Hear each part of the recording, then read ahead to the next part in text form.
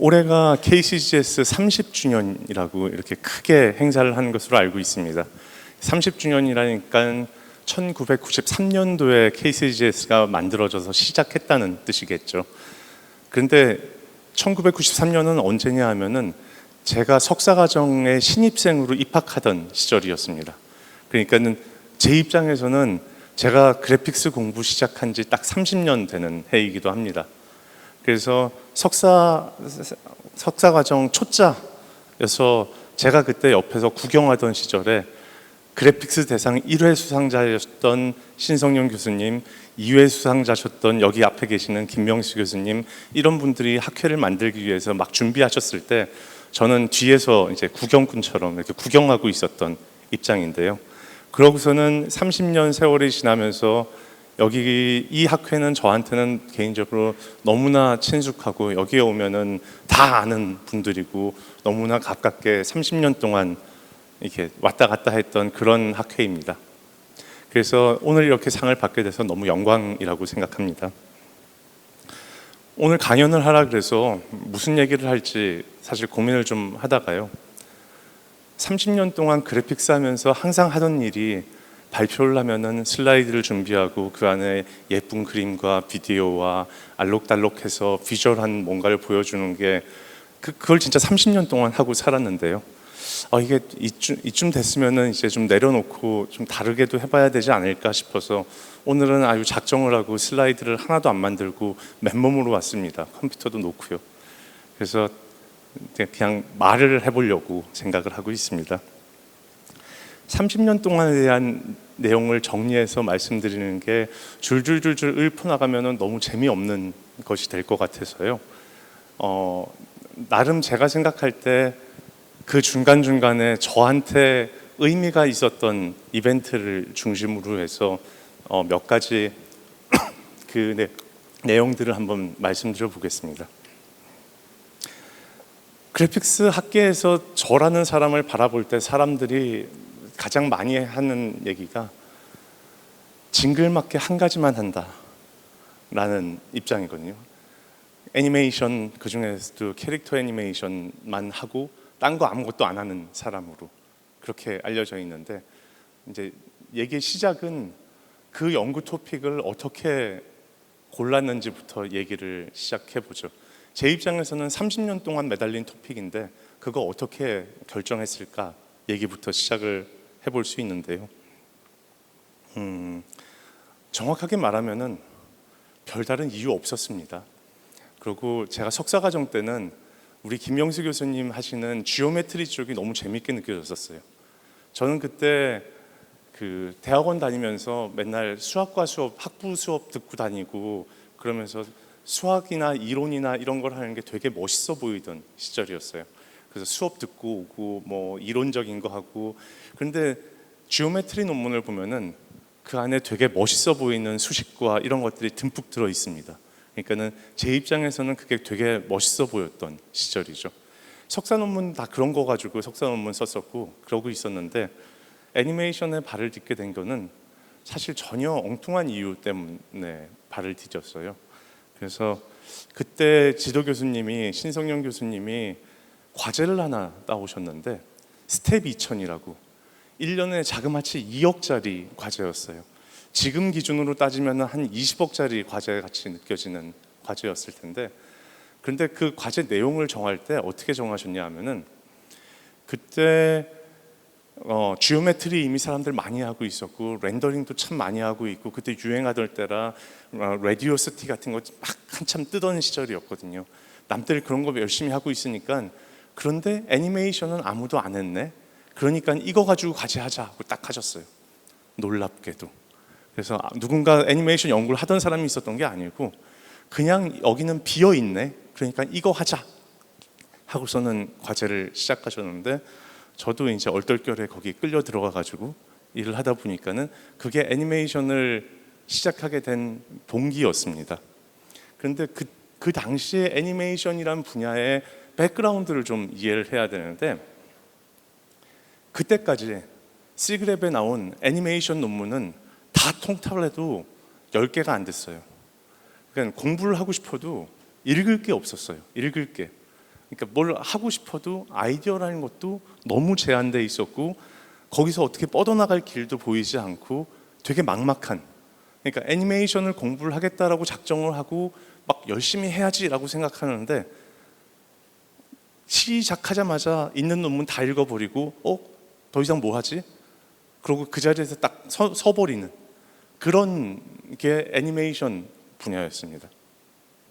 어쨌든 과제를 하라 그래서, 여기 제가 이런 얘기를 하면은 저희 끄덕끄덕하면서 듣고 있는 사람들이 몇 명 있어요. 저기 최민규 교수 같은 사람들, 아니면 또 없나? 여기 신현준 교수 같은 사람들, 이제 그 한참 과제가 일어나던 시절에 그 옆에서 구경하고 있었던 사람들이거든요. 같이 일을 하고 있기도 했었고, 뭐 결론적으로 얘기하면은 애니메이션 과제를 해야 되는데 뭘 해야 될지 몰라서 처음엔 어떻게 시작했냐 하면은, 그 당시에 제일 비싼 애니메이션 소프트웨어 패키지가 웨이브 프론트였는데, 지금 생각해보면 그냥 키프레임 하는 소프트웨어였는데, 이거 비슷한 걸 만들자 그래가지고 시스템을 만들었는데, 만들고 보니까 너무 재미가 없는 거예요.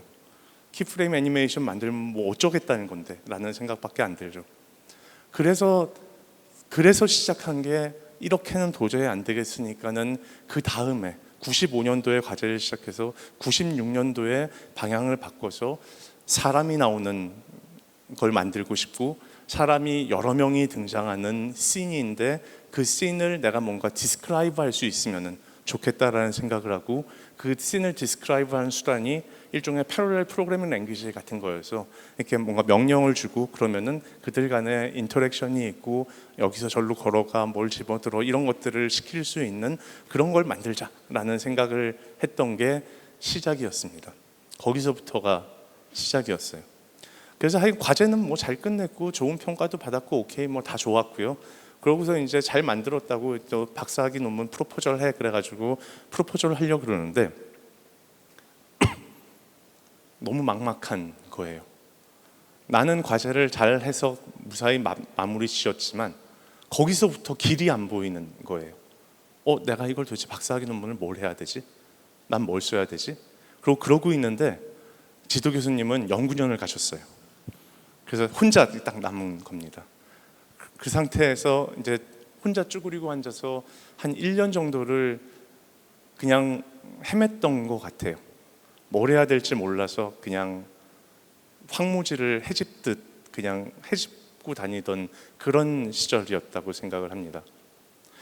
그러다가 어찌 방향을 잡고 시작한 게, 그때 처음 모션 캡처 데이터를 사용하는 논문들이 한두 개씩 등장하기 시작했고, 너무 절실한 마음에 나는 어떻게라도 여기서 벗어나지 않으면 안 돼 해서 그 데이터를 집어들고 그 다음부터 상상력을 동원하기 시작했는데, 그게 그 이후에 제 인생의 한 20여 년 정도를 이어지게 된 데이터 드리븐 애니메이션 시작하던 시점입니다. 데이터 드리븐 애니메이션이라는 용어가 등장하게 되는 거는 제가 그렇게 헤매고 다니고 난 한 5년쯤 있다가 그런 용어가 등장하기 시작해요. 그래서 그 덕분에 그 시점에 아무것도 없던 시절에 그 분야에 들어간 덕분에 그 분야에서는 나름 파이오니어로 대접을 받을 수 있었죠. 아무것도 없던 시절에 혼자서 진짜 황무지에서 시작했기 때문인 거죠. 그래서 그 이후에 제가 교수가 된 이후에 신입생을 받으면은, 혹은 학부 졸업하는 학생들에게 항상 해주는 얘기가 있습니다. 공부를 이제 대학원 공부를 딱 시작했는데 주변이 너무 깨끗하게 정리가 잘 돼 있으면, 진짜로 잘 정리가 돼 있어서 뭐든 찾으면은 자료가 축축 튀어나오고, 뭐든 공부하려 그러면은 뭐 이미 아이디어가 너무 멋진 아이디어들이 막 이렇게 널려 있고, 그래서 내가 공부하려고 마음만 먹으면 뭐든 다 있어서 막 공부를 할 수 있는 상태가 돼 있으면 한번 의심해 보라고요. 내가 지금 제대로 된 곳에 있는지. 어쩌면은 그보다는 좀 더 가꿔지지 않은 곳, 아이디어가 아직 디벨롭 되지 않은 곳, 황무지 같은 곳, 공부를 하고 싶어도 뭔가를 찾기가 너무 어렵고 아무것도 없는 곳이 대학원생들에게 있어서는 훨씬 더 중요한 기회의 땅이 아닌가라는 생각을 해봅니다. 거기서부터 공부를 해야지 이미 다 앞서가는 사람들이 다 이미 정리하고 아이디어 다 개발하고 만들 거 다 만들고 뭐든 만들라 그러면 오픈소스 다 있는 데서 거기서 공부를 시작하면 그럼 도대체 어디로 갈 것인지 고민이 될 수밖에 없는 것이죠. 그래서 대학원생들은 아마도 낯선 곳, 어색한 곳, 잘 모르겠는 곳, 자료가 없고 뭐가 잘 안 돼 있는 곳, 거기서부터 공부를 시작하는 것이 적절한 위치라고 생각을 하고 있습니다. 저는 제가 뭘 알고 그랬던 건 아니고 우연히 그랬던 건데 그게 제 인생에 있어서는 가장 큰 행운 중에 하나가 아니었을까 그렇게 생각을 합니다. 두 번째로 넘어가서요. 공부를 저는 어쩌다 보니 그렇게 토픽을 정하긴 했는데 왜 토픽을 바꾸지 못하고 거의 20몇 년 동안을 똑같은 것만 하고 있었을까? 저라고 좋아서 그랬을까요? 그런 건 아니고요. 저라고 왜 욕심이 없겠어요. 저도 하고 싶은 거 되게 많고요. 여기저기 들여다보는 거 굉장히 좋아하고 뭐 예를 들면은 카네기 멜론의 포스닥으로 있을 때는 저는 논문 쓴다고 제 논문 쓴다고 한참 모션 그래프 논문 쓴다고 그러고 있었는데 눈은 사팔뜨기처럼 옆에서 뭐 하는지 이렇게 막 구경하던 시절이죠. 그때 제가 있던 데는 로보틱스 인스티튜트여서 로봇 하는 사람들 뭐 하나, 머신러닝 하는 사람들이 뭐 하나, 막 이런 걸 들여다보던 시절이었습니다. 그래서 데이터를 가지고 뭔가를 하겠다고 생각을 해보면은 아주 그 초창기이긴 하지만은 뭔가 이게 머신러닝하고 얽혀야 된다라는 생각은 끊임없이 하고 있었던 것 같아요. 그런데 그 당시에 머신러닝은 아직 메소드들이 개발이 충분히 돼 있지 않아서 진짜로 쓰려 그러면은 이 토이 프로그램밖에 못 쓰고 조금만 문제가 커지면은 잘 적용이 안 되던 그런 시절들이었어요. 그래서 옆에 막 곁눈질 하고 있었고, 그리고 전 포스닥인데요. 포스닥이니까는 이제 토픽에 논문 쓰는 거에 굉장히 집중해야 되는데 포스닥 때 제 슈퍼바이저는 제시카 허킨스, 전형적으로 피직스 베이스드 시뮬레이션으로 자기 경력을 쌓은 분이셨거든요. 그러니까 그 양반도 처음에는 저한테 피직스 베이스드 시뮬레이션을 했으면 좋겠다라고 얘기를 했었어요. 근데 저도 그게 싫지 않았거든요. 너무 하고 싶어 했어요. 너무 하고 싶어 했는데 원래 하던 게 있어가지고 이 데이터 가지고 하던 게 너무 아이디어도 빤히 보이고 하면은 다 좋을 것 같아서 막 고민하다가 계속 그거의 연속이었던 것 같아요. 저는 대학원생 때도 그 애니메이션 쪽에 공부할 게 하도 없다 보니까는 그래서 공부했던 게 로보틱스 교과서 공부하기, 고전 역학 공부하기 뭐 이런 거 하면서 시간 보냈거든요. 그러니까는 피직스 베이스 시뮬레이션을 너무 하고 싶은 마음이 가득했는데 그런데 어떻게 하다 보니 내가 지금 하고 있던 게 너무 바빠가지고 손을 뗄 수가 없어서 그냥 피직스 베이스 애니메이션을 못하고 그냥 데이터 드리븐 애니메이션만 쭉 하고 있었던 상태였습니다.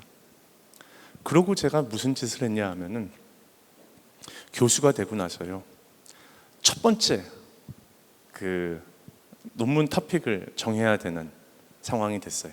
그때는 아무것도 없었고 뭐 여러 가지 사정으로 그 전에는 제가 애기도 낳고 어쩌고 해가지고서는 열심히 뭘 하고 있지도 않아가지고 이게 좀 단절됐고, 그 교수가 딱 되니까는 아무것도 없는 맨몸에, 그러고 오늘 이 자리에 있다가 어제 있다가 떠났다고 얘기를 하던데 그 석광원 박사가 그 제 첫 번째 학생이었습니다.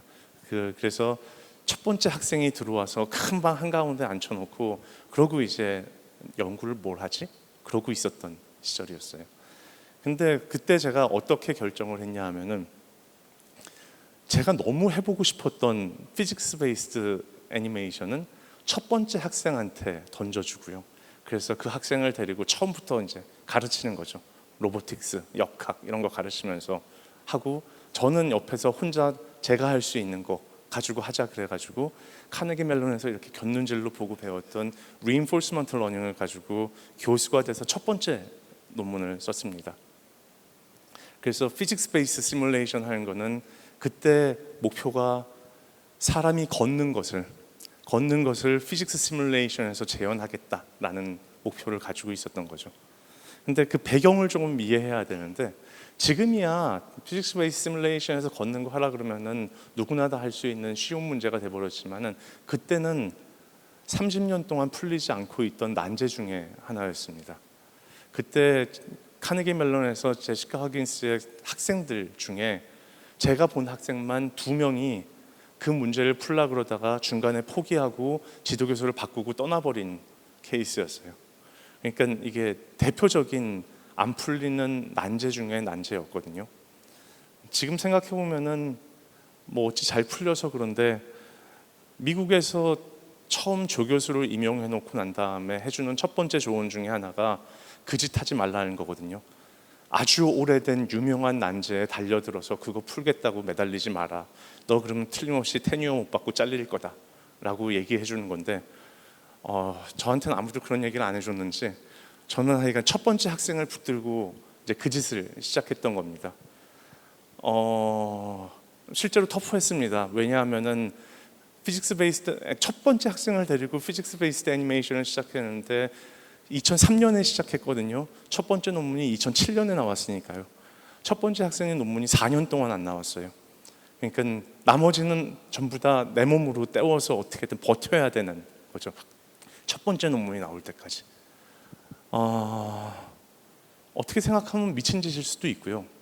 어떻게 생각하면은 그 덕분에 그 아주 오래된 난제의 첫 번째 단초를 낀 사람으로 인정받았던 것이 학계에서 그 위치를 버틸 수 있었던 이유였던 것도 맞는 것 같아요.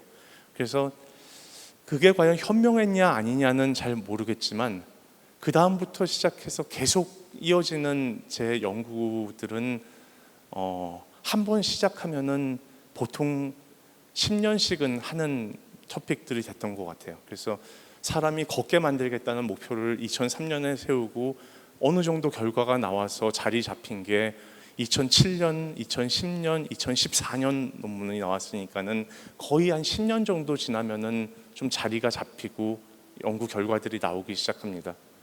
그래서 제가 세웠던 결과들은 왠지 모르겠지만은 그렇게 좀 길게 잡았던 것 같아요. 그러니까 제가 한번 프로포저를 쓰면은 10년짜리 이렇게 되는 거죠. 그래서 그 덕분에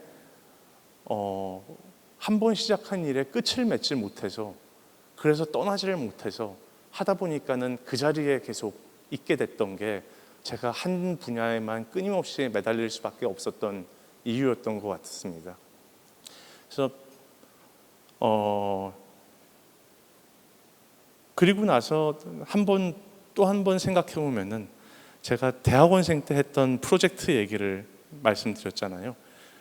여러 명의 캐릭터가 등장하고 그의 씬을 디스크립션 하면 그걸 만드는 결과를 만들겠다 그랬는데, 그 당시에는 너무 구닥다리 올드 패션드 방법으로 만들었었는데 조금 팬시한 형태로 제가 생각할 때 좀 그럴싸하다고 생각하는 논문은 그 똑같은 아이디어로 논문을 쓴 게 2014년이거든요.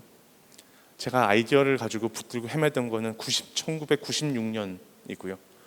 그러니까 제가 그때 가지고 있었던 아이디어를 가지고 논문의 결과를 보는데 96년에서부터 시작해서 2014년까지 걸렸으니까 거의 6, 7년 정도 시간이 걸렸던 것 같습니다. 그래서 왠지 모르겠지만은 제가 뭔가 아이디어를 던지면은 이루어지는데 한 17년 걸려도 어쩔 수 없이 그런가 보다 끄덕끄덕 하면서 살았던 것 같습니다.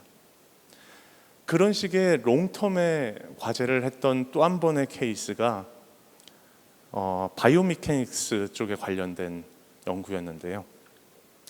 사람을 놓고 애니메이션을 좀 길게 하다 보면요, 어느 시점에선가는 외도를 하게 되는데 그 외도가 어디냐 하면은 대부분 로보틱스 아니면은 바이오미케닉스입니다. 사람이 실제로 움직이는 것에 관련된 사람처럼 같은 두 발 달린 로봇을 가지고 하든 아니면은 사람의 해부학적인 구조를 가지고 근육과 골격을 붙여놓고 이걸 가지고 걷게 하는 그런 바이오 메카닉스 쪽으로 할 거냐. 저도 당연히 양쪽 다 이렇게 찔러봤죠. 이쪽도 찔러보고 저쪽도 찔러보고 그러다가 어느 해인가 아마 2010년쯤 됐을 것 같아요. 무작정 병원에 찾아가서요.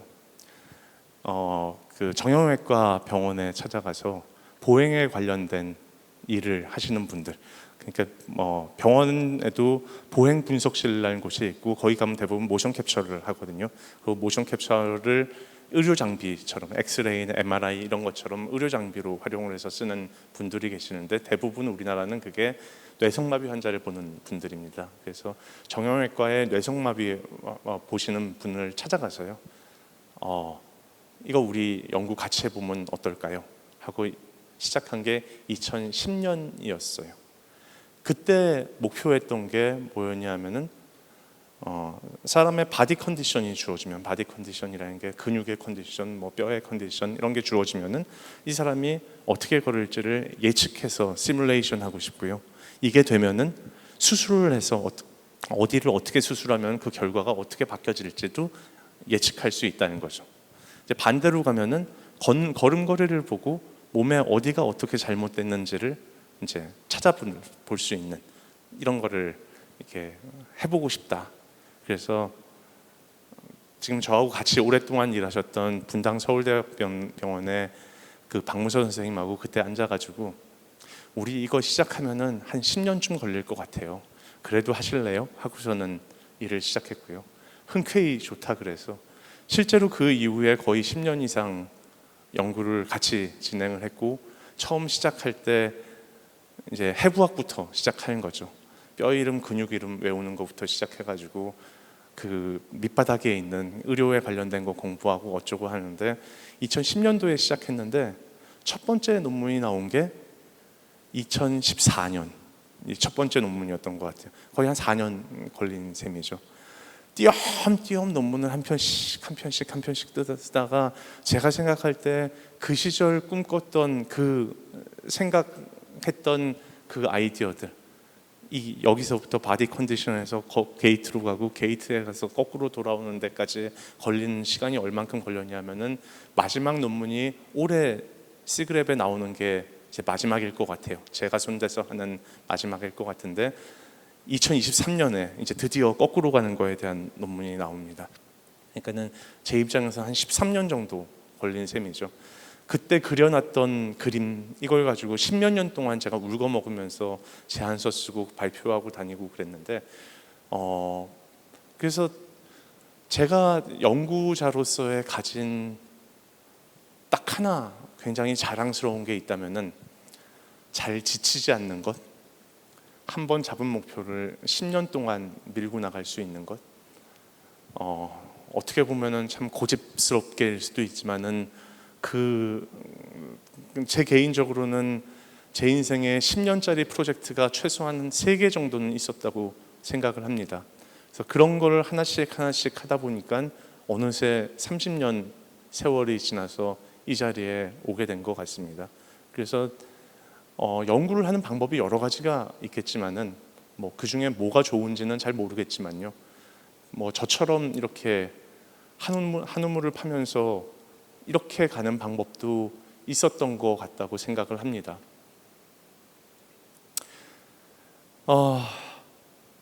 그 다음 얘기로 좀 넘어가 보면은 그 다음 학회 얘기를 좀 해볼까요?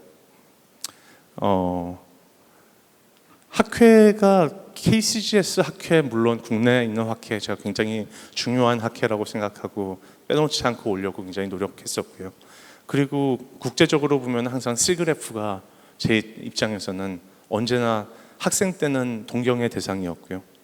교수 노릇을 하면서는 제 커리어에 굉장히 많은 것들이 시그래프에서 이루어졌고 그래서 그 학회에서 활동을 하는 것이 제 개인적으로는 너무 즐거운 일들이었다고 생각합니다. 특히 C그랩에서 커미티 멤버 노릇을 하는 거는 사실 처음 할 때는 너무 즐거웠고요. 근데 일이 너무 많아가지고 요즘은 좀 일을 많이 줄여주는데 처음 시작할 때는 논문을 20개씩 던져주고 리뷰를 다 써야 되고 그러고 난 다음에 몇 주간에 걸쳐가지고 말싸움을 해야 되거든요. 영어로 말싸움을 하는데 이게 스트레스 받아요. 영어도 잘 못하는데 얘네들하고 맨날 말싸움을 해서 이게 설득하고 설득 당하기도 하고 뭐 이래야 되는 그 짓을 해야 되는 게, 그래서 처음 커미티 멤버를 노릇을 할 때는 1년에 12달이었으면은 커미티 멤버를 하는 동안에는 거의 1년에 한 45일 정도를 그 일에 다 쓴 것 같아요. 제 인생에서 한 10% 이상을 그 일에 쏟아버렸다는 거죠. 처음에 커미티에 들어갈 때는 잘 안 껴줘서 제가 막 프로그램 체어한테 레터도 쓰고요. 나 이런 사람인데 나 잘하니까 여기 좀 껴줘, 이렇게도 말도 해보고요. 아무도 끌어주는 사람이 없었기 때문에 이제 다 제 손으로 들어갈 수밖에 없었는데요. 세월이 조금 지나니까는 어떻게 돼버렸냐 하면은 C그랩이 이후에 C그랩 아시아도 생기고요. 그리고 커미티 멤버 리스트 중에 이게 아시아 쪽 사람들은 약간 귀한데, 이게 커미티를 구성할 때 남녀 비율도 따지고 대륙별 비율도 따지고 분야별 기준도 따지거든요. 저는 따지면은 성별이 남자라는 것만 빼고 나머지는 다 마이너리티 그룹에 들어가요. 그러면 이제 어떻게 되냐 하면은 그 다음부터는 커미티에 빠지질 못합니다. C그랩 한 번, 그 다음엔 C그랩 아시아에, 거기서 또 한 2번 하면은 다시 C그랩으로 돌아와서, 그래서 계속 뺑뺑이를 도는 거죠. 제가 얼마나 많이 했는지 잘 몰랐어요. 얼마나 많이 했는지 잘 몰랐는데 C그랩 아시아에 프로그램 체어를 하면서 이제 드디어 저도 이제 알게 됐죠. 프로그램 체어를 하면은 저한테 스프레드시트가 하나 툭 날아오는데 거기에 C그랩이 처음 만들어졌을 때부터 지금까지 커미티로 참가한 모든 사람의 데이터가 쫙 날아옵니다. 전부 다 몇 번씩 거기에 들어갔는지 리스트에 딱 들어간 채로 와요. 저는 그때 받았더니 제가 14번 했더라고요. 14번 했으니까 한 20년 동안에 20년도 아니에요. 한 18년, 17년 동안에 거의 14번을 들어간 거예요. 거의 못 빠지고 매년 들어가서 했던 거죠. 근데 14번이고 그 다음에 페이퍼 체어 했으니까 지금은 거의 15번인데 저보다 유사일에 거기에 더 오래 있었던 사람은 한 대여섯 명쯤 되더라고요. 한 5-6명. 그걸 보고서는 정신이 번쩍 드는 것 같아요. 내가 세계 기록 세울 것도 아닌데 내가 지금 뭐 하고 있는 건가? 내가 무지막지하게 시간을 쏟아부어서 1년에 그 많은 시간을 쏟아부어서 그거를 20년 동안 막 하고 있었는데 이게 내가 너무 많이 한 거 아니야? 라는 생각이 문득 들더라고요. 사실은 그게 학교를 떠난 이유 중에 하나인 것기도 합니다. 그래서 학교에서 할 만큼 해서 프로그램 체어까지 했으면은 이제 거의 다 했고요. 내가 이걸 더 해야 되겠다라는 생각은 전혀 안 들고요. 내가 학교에서 더 이루어야 될 게 있나? 내가 더 가고 싶은 게 있나? 라고 생각해 봤을 때 그 다음이 잘 보이지 않는, 어떻게 보면 대학원생 때 느꼈던 느낌이 다시 한번 느껴지는 그런 겁니다. 내가 다시 논문을 몇 개 더 쓰면은 내 인생이 더 좋아지나? 아니면은 내가 그 다음 뭔가 이루고 싶은 목표가 있나? 뭐 그런 거죠. 이미 할 거 다 한 것 같은데 그 다음 목표는 뭘 해야 되지? 라는 생각이 들었던 게 NC에서 제안을 받고 좀 쉽게 결정을 하고 회사로 싹 옮겨갔던 것 같아요. 그래서 그 시점이 어떻게 생각하면 제 입장에서는 예전부터 꿈꾸던 많은 목표들이 어느 정도 이루어지는 시점이었고, 그러면 이제 거기서의 디시전은 또 하나의 10년짜리 프로젝트를 시작하냐, 아니면은 뭐 학계에서 뭔가를 이루기 위해 노력해야 되나, 뭐 그런 것들 중에 하나를 골라야 되는 상황이었던 거죠. 그리고 회사로 가겠다는 선택을 한 거는 그 이후에는 뭐 전혀 후회는 하지 않습니다. 그래서 지금 입장에서 보면은 회사에도 이게 할 일들이 되게 많은데 라는 생각을 하고 있어서요. 마지막으로 이제 회사에서 연구에 대해서 또 좀 얘기를 해보면요.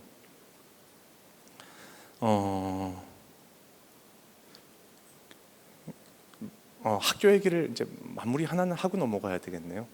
학교에서 뭐가 좋았냐라고 따져보면은 신임 교수를 뽑아놓으면 처음 해주는 얘기들이 있지 않습니까? 교수가 참 좋은 거는 무한대의 자유도가 있죠. 회사에서는 시키는 사람이 있고요. 뭐 아무리 직위가 올라가도 누군가 이렇게 시키는 사람들이 존재해요. 그러니까 회사에서 계속 경력을 쌓은 사람들은 그게 되게 불만들이에요. 뒤늦게 학교로 오는 분들이 대부분 그 얘기를 하죠. 교수들이 가지고 있는 자유도가 너무 좋다.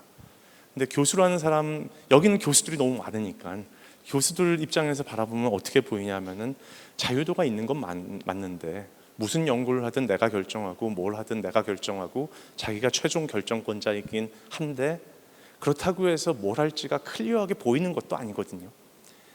약간 소수의 대학원생들을 데리고 구멍가게 사장님 하는 느낌이 좀 있잖아요. 그래서 네가 맘대로 해도 좋은데 그런데 그 사이즈가 커지진 못합니다. 어느 정도 이상 사이즈가 커지면은 탈이 나죠. 뭔가 체합니다. 문제가 생기고. 그래서 적정한 사이즈 정도에 만족하고 가야지 말썽이 생기지 않는 게 일반적인 교수들의 삶인 것 같아요. 그러면은 제 생각에는 어떻게 생각되냐 하면은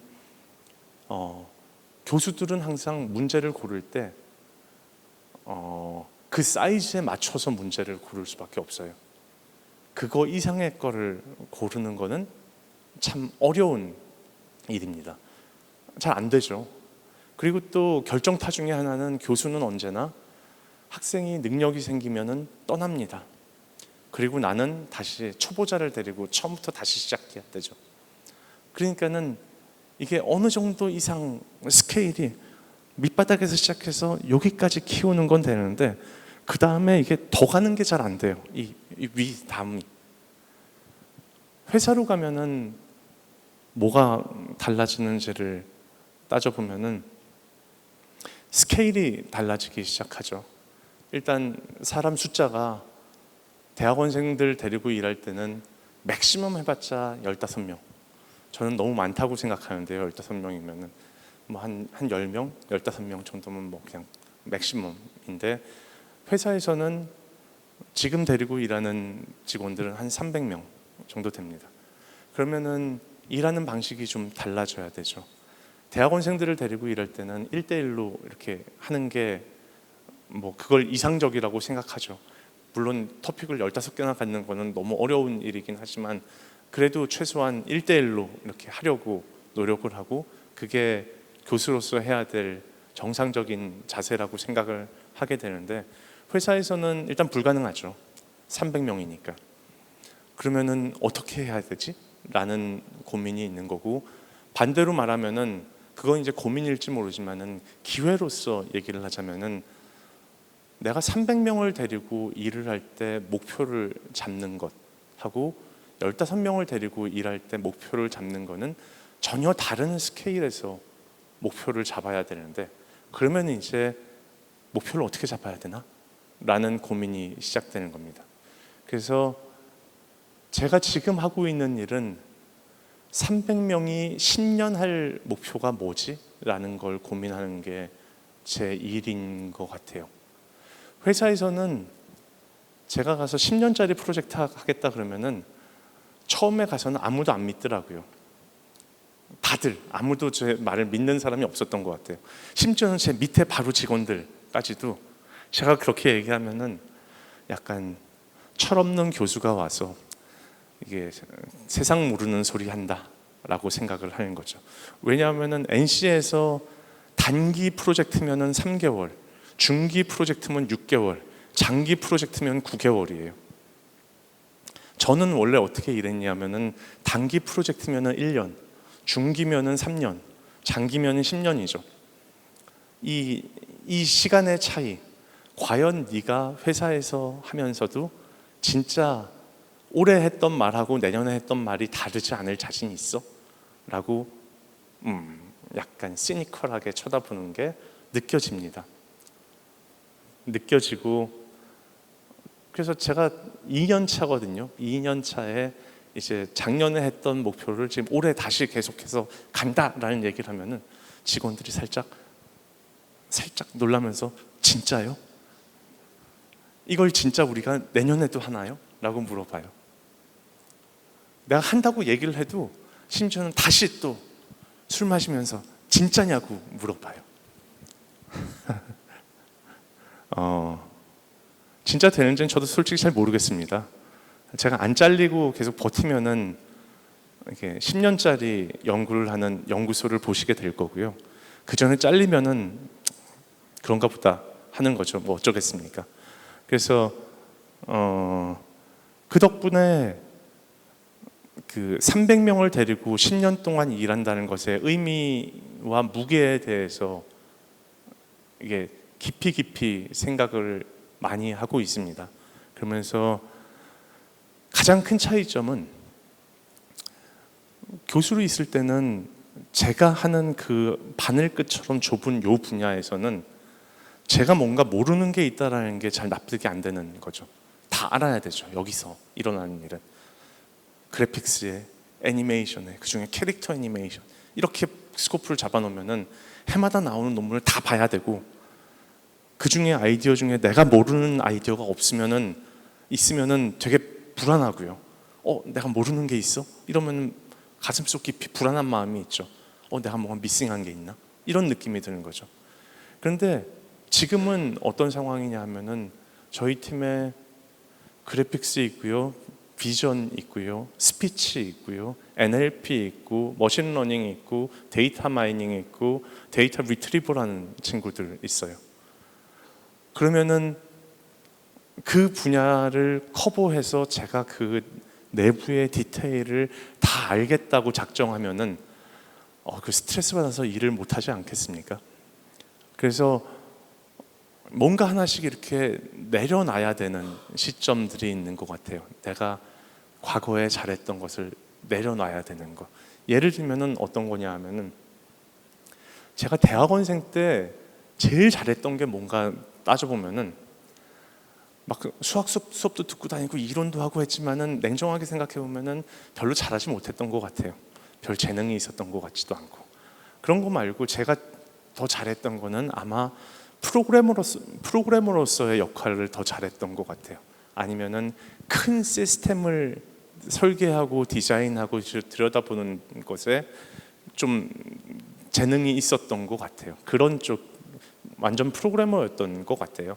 그런데 교수가 돼서 얼마 안 지나서 나 이제부터 프로그래밍 안 해 하고 놔버렸거든요.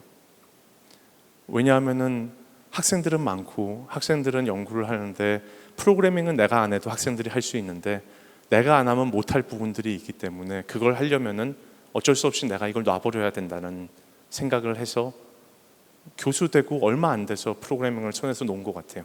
제가 제 인생에서 제일 잘했다고 생각했던 거를 포기하는 거죠.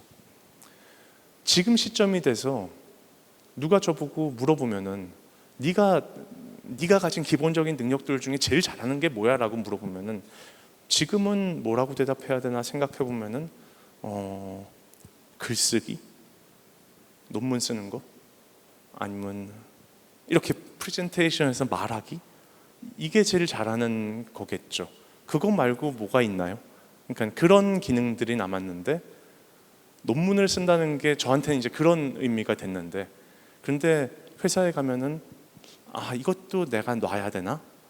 라고 생각을 하고 있고 아마 놓을 것 같습니다. 아마 제가 다시 글 쓴다고 달려들어서 논문 쓴다고 쓸 것 같지 않아요. 논문을 쓰려면은 그 분야에 샅샅이 알아야 되거든요. 모르면은 논문이 잘 안 써지잖아요.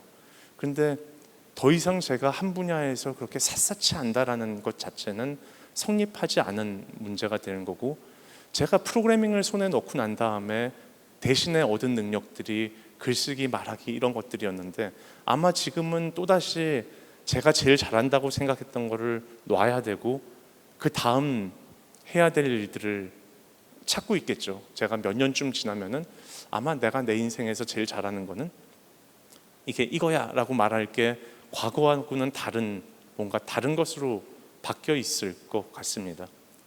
그래서 폭이 넓어진다는 것, 그리고 그것 때문에 많은 것을 봐야 된다는 것. 그런데 그 많은 것을 볼 때 안 보면 또 안 되거든요. 밑에서 와서 얘기하는데 이걸 내가 못 알아들으면은 아예 대화가 안 되기 때문에 지난 몇 달 동안에 제가 제일 열심히 한 거 따져보면은 NLP 공부한 것 같아요. 너무 몰라서. 우리 챗GPT 같은 랭귀지 모델 만들고 있는데 한쪽에서는, 그런데 전 모르잖아요. 모르는 채 있을 수가 없기 때문에 하는 수 없이 이제 옛날 모드로 다시 돌아가가지고 관련 논문 쫙 펼쳐놓고 논문 몇십 개 쫙 읽는 거죠. 그러면은 한 몇 줄 읽으면은 이제 드디어 얘네들이 하는 말을 좀 알아들을 수 있게 되고요. 또 비전하는 친구가 와서 막 쫙 늘어놓고 하면은 디퓨전 모델 뭐 어쩌고 그러면은 어쩌겠습니까? 또 이제 쫙 펼쳐놓고 그 순간순간 필요한 것들을 쫙 공부하고요. 그렇게 살고 있습니다. 그래서 이렇게 다른 기술, 좀 더 큰 스케일의 팀, 큰 스케일의 사람들을 데리고 일하는 방법을 배우고 있다. 그러니까 아마 저의 정확한 상태일 것 같고, 그 덕분에 지금 하고 있는 일은 교수 때 하고 있는 일하고는 굉장히 많이 달라진 것 같긴 해요. 그런데 어떤 의미에서는 여전히 연구자로서의 삶을 살고 있는 것 같기는 합니다. 그래서 제가 거기서 할 수 있는 일이라는 거는 이게 거기도 똑같아서 사람들이 다들 이렇게 자기 하는 것만 하려고 그러거든요. 요 분야. 비전하는 사람들은 비전만, 스피치 하는 사람들은 스피치만 이렇게 하려고 그러는데 저는 그럴 수가 없어서 이제 모든 사람들을 불러다가 같이 일할 수 있게 만드는 그런 일을 하고 있고요. 그런 일이 제 입장에서는, 그 연구하는 사람 입장에서는 그렇게 해야지 300명이 10년 동안 할 수 있는 일이 생긴다라고 생각합니다. 그러지 않고서는 그런 목표가 성립하지 않는다고 생각하는 거죠. 그래서 그 일을 어떻게 잘할 수 있는가 이런 고민을 하면서 많은 시간을 보내고 있습니다.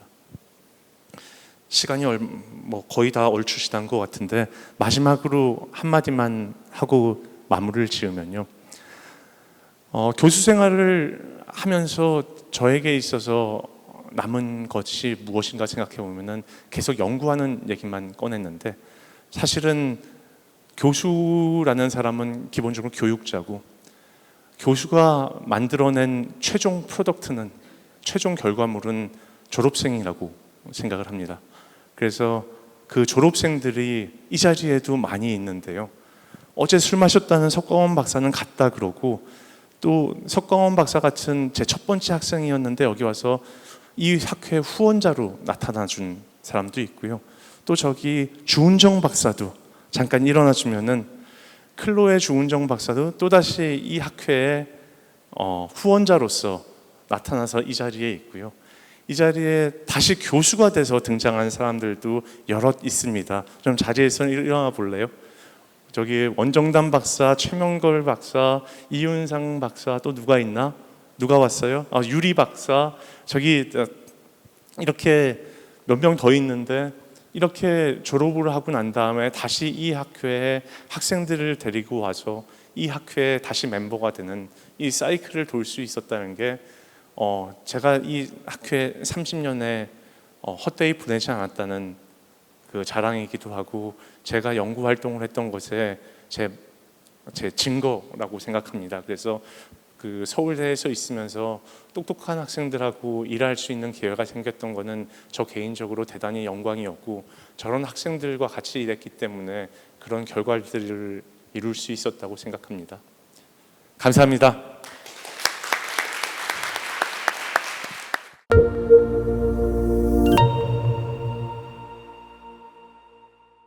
안녕하세요.